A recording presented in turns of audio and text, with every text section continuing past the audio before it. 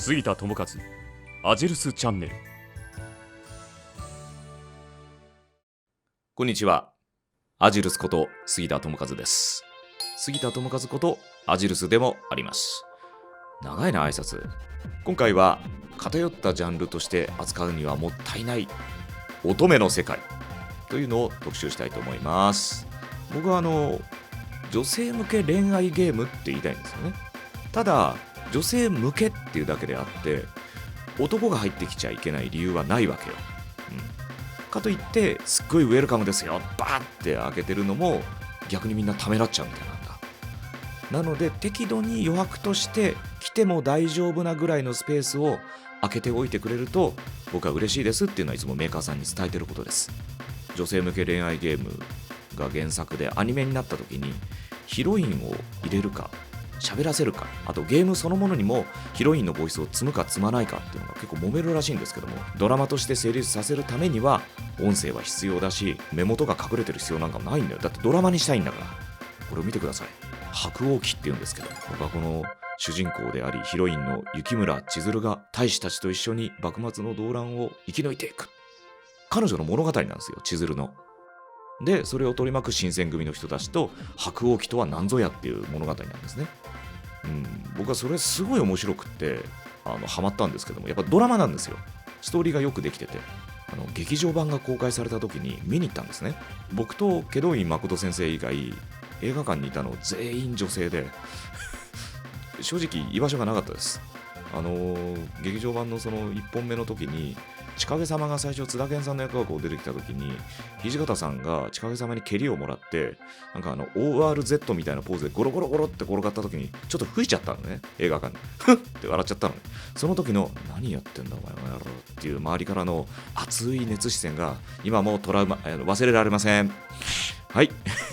いやだってかっこいい男たちがあんなゴロゴロ転がったりとかなんかうーって泣くだけでなんかこう来るものあるじゃない。俺は熱くなると思う。いいと思う。三男さんのくだりも良かったしね、白鸚記は。そんな感じで何のきっかけでハマるか分かんないんです。僕が特に仕事で関わってないのにハマったのはディアボリックラバーズってのがあるんですけど、ド S のヴァンパイアしか出てこない5人ぐらいって全員ド S だっつうのね。大丈夫なのって。一時期 PC ゲームでもあったんですよ。このゲームはもうみんなド S、 もう絶対もう主人公の子なんか好きじゃないよ。徹底的にいじめ抜いてポイって捨てちゃうんです。いや待ってください、主人公のことを好きじゃないですよねっていう根本的なツッコミは置いといて、そうディアラバでございます。ド S 吸血鬼がねヒロインのユイちゃんの血を吸いまくって、まあそれでも最後は愛してるぜって言うんだけども、はいアニメになったんですよ。ヒロインのユイちゃんにもちゃんと声がついたんですけども、まあもう1話からかっ飛ばしてですね、もうね一緒にプールにボーンって落ちたら息が持たないでも血も吸いたいって言って、そんな長いこと綾人君血吸ってたらもうゆいちゃんあれ溺れちゃうんじゃないから生きてたっていうね。あとはおいシューダーツで勝負だって言ったら周りビリヤードだしかないとか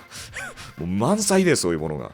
でエンディングはすごい怖いかっこいい曲が波平がなんかこうトラブルに遭う時の曲みたいな、サザエさんのあれのすごい豪華版みたいなのがエンディングで、サントラめっちゃ欲しかったの、アニメ版のディアラバの。他にも思い出ありますけども、そんな感じでところどころに楽しむポイントってあるんです。まず展開がカオスすぎて面白いとか、高等無形なキャラクターがもうむしろ何周か回ってかっこよく見えるとかね。あとは女性キャラクターが可愛い、これです。ヒロインももちろんなんですけどサブキャラも割とレベルが高くてですね、これがいい金色のコルダのフルートの後輩の子もそうですけども、あとはね個人的なおすすめはときめきメモリアルガールズサイドサードストーリーの宇賀神美桜ちゃんです。美桜ちゃんは業が深いよ一緒にね観覧車とか乗れるんだよ。ルカ君最初は美桜ちゃんって言ってなんかちょっとからかったりとか割と楽しんでんだけど、これよくできてんのねゲームね。ある程度仲良くなると嬉しいけど君じゃないんだよねみたいなことちょっと遠回しに残念があるところがあって、いやよくできてる。やっぱガールズサイドはよくできてんだよね。あとはデザイナーさんが男性でモチベーションがスケベエロいじゃないなセクシーな絵を描くことなんだけども、忍び恋うつつっていうのがあって、僕も出てるんですよ、バカ将軍の役でバカだけど中二で仲間思いっていう。個人的にはなんで最初にあの芝居で作っちゃったのかなっていう。常に張ってんのよ。でも疲れるんだけど、辛いんだけど確かに、でも彼のことが好きで、周りの奴らがみんなあったかいから、あのゲームはとっても思い出が深いです。あとはね、おすすめはね、そう、なんといってもこの爽快バッカニアーズでございます。おそらくほぼ全員のスタッフが男性で作ってて、少年ジャンプ、少年漫画的なノリに熱さやその友情みたいなものに世の女性は反応するから、そういうノリのものを女性向け恋愛ゲームで作りたいって。バッカニアーズ、簡単に説明するとですね、主人公の海賊、大海賊ジェイクはですね、身長177センチぐらい、体重63キロ。華奢だね。海賊よ。しかもなんかめっちゃ半裸なのね。まあ声僕でしたけども。ジェイク、俺様に任しておけって出てくるんだけど、めっちゃ華奢なのよ。で、ヒロインちゃんは、リアンちゃんは、男として海賊船にいるんだけど、まあ隠しきれない美人さっていうのがあってですね、まあ女の子なんですよ。男っていうんだけど、どう考えても可愛い女の子なんです。あとはメガネのケン君が参謀でいて、明るく振る舞ってるけど過去が壮絶な松岡君がいてマジで暗いからね、過去ね。買われてきたって設定だからね、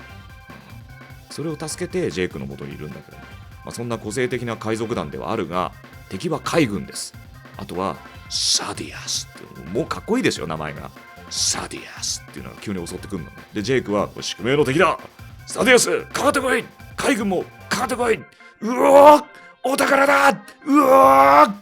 思い出した、お前が好きだっていうゲームです。って思うでしょ。本当なの。ケン君どうだったって。あ、そうですね。あ、敵です。あ、海軍です。サディアスです。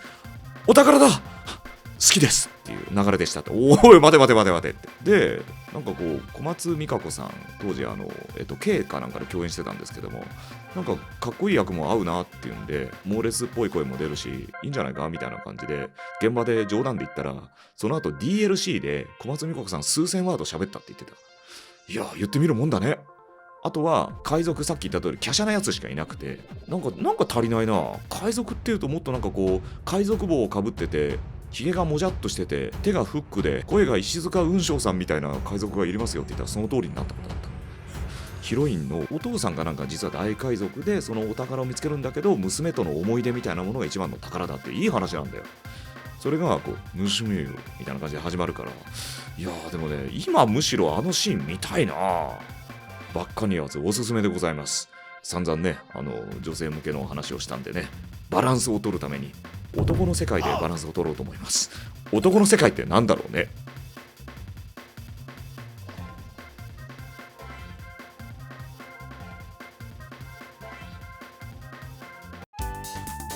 チャンネル登録よろしくお願いします。